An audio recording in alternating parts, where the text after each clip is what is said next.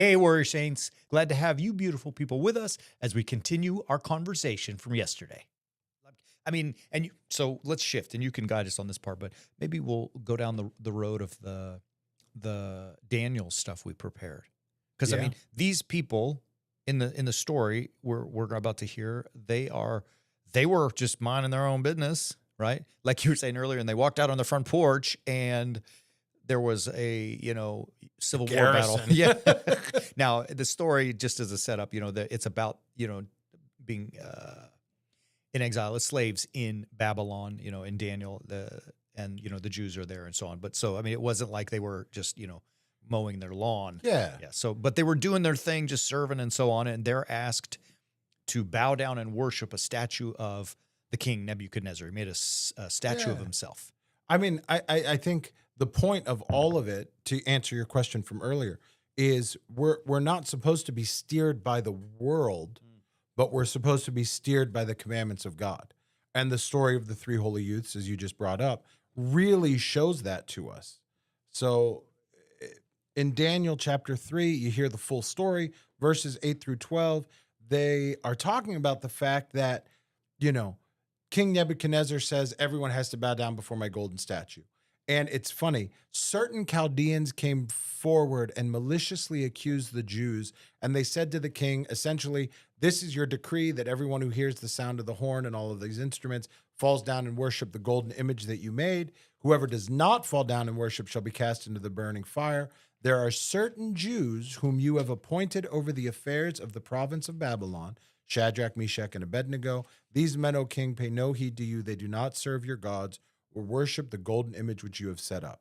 So essentially, he's saying they're going and they're ratting them out that they're not doing what you told them to do. They're working for you. They're in your employ. You've set them to be in charge of the province of Babylon, and yet they're not following this new order that you've given that they should worship. And it goes on to say that when they're called before Nebuchadnezzar, they answer, we have no need to answer you in this matter. I mean, they don't even entertain the discussion. They don't even get down that rabbit hole. They just say there is no need. God, whose commandments we're following, will deliver us from whatever punishment you might give us. So you do what you got to do. We're going to do what we got to do. Right. And then we're going to go about our business and it'll be worked out in the end. And as we know, the story ends where they're thrown into the fire. He keeps heating the fire. The people that are going to heat the fire are so close to the fire, and the fire is so hot that they're instantly burned. And yet nothing happens to Shadrach, Meshach, and Abednego. And the story ends where Nebuchadnezzar says, blessed be the God of Shadrach, Meshach, and Abednego, who has sent his angel, delivered his servants who trusted in him, and set at naught the king's command. And he ends it with any people, nation, or language that speaks anything against the God of Shadrach, Meshach, and Abednego shall be torn limb from limb, and their houses laid in ruins. There is no other God who is able to deliver in this way. Then the king promotes Shadrach, Meshach, and Abednego in the province. So he gives them a promotion, and he says, not only can you worship your God, but there is clearly no other God that can serve, that can do the things that your God is able to do. Yeah. And I mean, the inherent message in that, I liked how you said, like, we're not even going to entertain you. Like the three guys were saying, like, it's not our business necessarily to get involved with you, Nebuchadnezzar, and, have a debate about why we're not going to worship you, your statue. We worship God. He told us, commandment number 1 is worship no other gods. I'm the only one, right? Like, have no other gods except me. And we decided to stick to that. That's our business, right? So we are in the midst of this situation. We're slaves in Babylon. We're high ranking, maybe, over the affairs, but nonetheless, we're not in our own land, and we're doing our stuff. But we're not going to get involved in whatever life throws at us, right? You're throwing at us this statue that we got to worship. We're not interested. We're going to do our business, and things come because of that. There are consequences to that, right? In this case, they're thrown into the fire, and the metaphor of all of it, like, in the midst of this horrible fire that consumes everything, even the dudes who took them up there to throw them in were consumed. That in the midst of this flame, there was a figure in there that was protecting them and so on, that God gives them safety. and sanctity, hopefully, safety, and protects them from all of the, the monsters that in this story, are presented in the form of fire. And even though it's rough, and sorry for the crass saying, even though you may be going through hell, right? That God is there to protect and strengthen you. And in the end, not that you're going to get a promotion at work, but promoting you, in other words, helping you become successful and victorious through whatever fire, or let's say it better, whatever cross you are enduring, right? It's good that you brought up the cross, because we see in the story of Christ on the cross that very thing happening, right? Think about it. There's two thieves. So the story of Shadrach, Meshach, and Abednego, before we get to the cross, is about you doing your business, and your business is to follow God's commandments, right? And they're doing their business. They're following God's commandments. Christ, while he's doing his business, which is to follow God's commandment, is put on the cross, and there's two thieves, one on either side.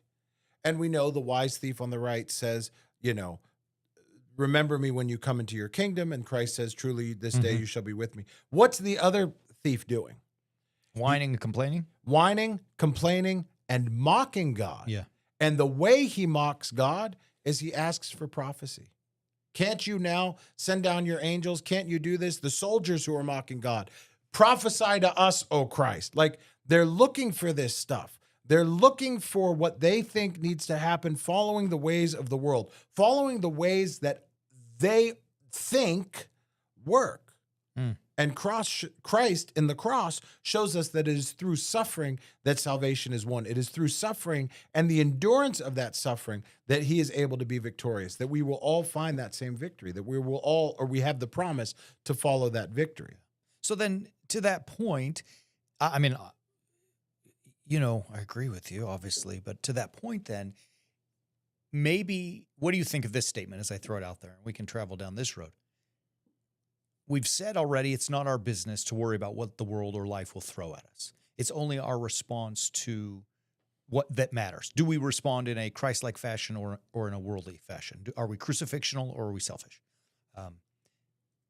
And that inherently, for our salvation, we must endure those moments. And though I don't want it to ever say, go out and seek, pain and suffering, but that those are not bad things when these challenges arise, but they are opportunities for us to perhaps live crucifixionally, at least having the opportunity to choose that. Does that make sense? Yeah. So in other words, the bad things that happen to you actually don't happen to you. They happen for you. Yeah. It's your chance to say, all right, I'm going to climb up on my cross next to Christ. I mean, again, not literally, but Yeah. It's our chance to live out God's commandments. So think about the Sermon on the Mount. God is giving us a new law, and he's taking everything, or he is putting into a new lens or new framework the current law. And he doesn't, just abolish everything and give new stuff. He talks about what is actually going on. And then he ends chapter 6 with that whole stuff about all that stuff about anxiety and not being anxious, and that do not be anxious. He ends it all with, do not be anxious about tomorrow, for tomorrow will be anxious for itself. Sufficient for the day is its own trouble. And in that own trouble, that becomes the bouncing off point that eventually gets to the point where he says, enter by the narrow gate. Mm-hmm. That suffering is what's in front of you. That suffering is what we are called to endure. That suffering is happening for us, because it is the only way for us to stop worrying about the things that we think are important for us to worry about. Yeah. So anything else that distracts us from it, these prophecies, these doomsday things, these end of the world stuff, anything else, it could even be as simple as anything else that is shiny and new within our new house that we've decided that, or within our household, that we decide is something that we're supposed to be focusing on. If it is not part of following God's commandments, it's a distraction, and we have to avoid that distraction because it's trying to pull us off of that path. This is very reminiscent of Revelation. Really the letter itself, the book itself, is not a prophecy in the sense that people often, it's a call to endurance. We have a great series on that. I know people often wonder. This may be a good time to plug that thing, anyways. I mean, in our at warriorsaints.org, we have done a whole class on the book of Revelation. It's clear, it's concise, it's dead on. Forgive me for sounding arrogant, but it was good. What you produced there, and to help us understand that Revelation is a call to endure whatever comes your way, right? Because these Christians were facing persecution from Jews, from Jewish Christians, from the Romans, obviously fed to lions, burn alive, all that kind of stuff. And the message is endured. He who endures to the end shall be saved. And so it's telling them that sacrifice is, you may even have to sacrifice your life in order to maintain what you are given and what God is. And so as I was reading that, I'm thinking about it, like, as we studied it, I mean, sacrifice is everything, right? Hey, Warrior Saints, thank you so much for being with us. If you enjoyed this, please like, subscribe, and share. It helps us get the word out there. And if you want more, visit us at warriorsaints.org and subscribe to Understanding the Bible. Thank you so much. We'll see you soon.